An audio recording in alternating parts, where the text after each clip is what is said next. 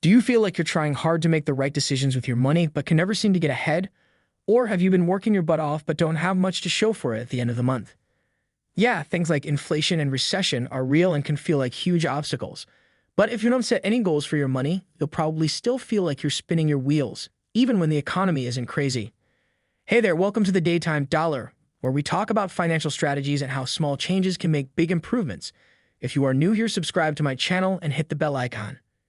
Today, we are talking about financial goals setting for 2023. So let's get into it. What is a financial goal? A financial goal is any plan you have for your money. You can have short-term financial goals like saving up $1,000 or long-term financial goals like investing for retirement. You should set goals for every area of your life, but having specific financial goals helps you put your money where your goal is. Trying to decide what to do with your money can feel as overwhelming as choosing what to watch on Netflix. There are so many options and everyone's got an opinion. Should you pay off debt, save for your kids' college, buy a house, invest for retirement? The 7 baby steps cuts through all the confusion and gives you a clear path to do all those things. It helps you focus on one goal at a time so you can make more progress with your money and have financial peace. So if you have no clue what financial goal to go after first, start by taking this quick assessment to find out what baby step you're on. Some steps to setting financial goals. 1. Make your goals specific. One reason people fail to meet their goals is that they set goals that are too vague. You might say, I want to be better with money. But what does that mean to you? Narrow it down. What if you decide instead to tackle your debt? That's a specific area of your money to focus on. Now let's talk about how to break this goal down even more. 2. Make your goal measurable. Okay, so you want to pay off debt. Now it's time to pick an exact amount, something you can measure to know if you hit your goal or not. While being completely debt-free should be your ultimate goal, it's a good idea to break down that goal into smaller chunks. That way you won't feel too defeated before you even start. So maybe you have $30,000 of total debt, but you want to start by paying off a $15,000 student loan first. Hey, that's a measurable goal. 3. Give yourself a deadline. Here's the deal. It's super tempting to procrastinate on your goals if they aren't time-sensitive. Author Benny Lewis says there are 7 days in a week and someday is not one of them. Stop saying someday. You need to give yourself a deadline and make it reasonable, but also a little challenging. Back to the student loan example. When do you want to hit your goal? If you want to pay off $15,000 in 1 year, that means you'll need to pay $1,250 each month. Is this possible, but also a bit of a stretch? If so, good. 4. Make sure they're your own goals.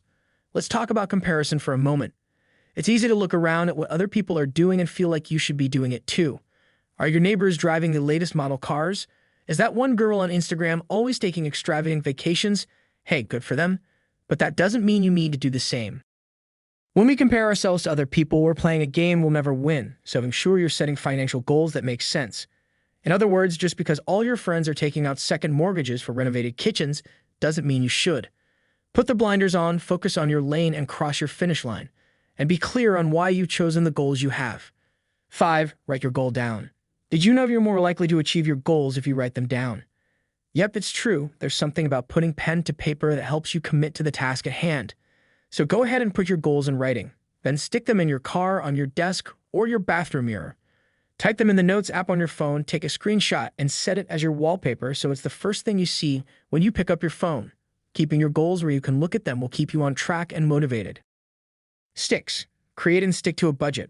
Not only is budgeting one of the top financial goals people set each new year, but it's also the foundation you should build all your other money goals on. A budget is how you make progress with your money. It's a plan for what's coming in your income and what's going out of your expenses. You're telling your money where to go instead of wondering where it went, so you can feel confident you're taking steps toward your goal every month. Budgeting helps you gain momentum in every area of your finances. If you're already budgeting, bravo. If not, get started for free with every dollar. 7. Build up an emergency fund. Life happens, but you can be prepared for any money problems that come your way if you've got enough money saved up, including car trouble, medical expenses, and busted toilets. But when you've got an emergency fund, you can rest well at night knowing you won't have to go into debt to cover those moments. Start with the financial goal of having $1,000 in savings. Then if you have debt, it's time to knock that out. After that, you want to build up a fully funded emergency fund with 3 to 6 months of expenses.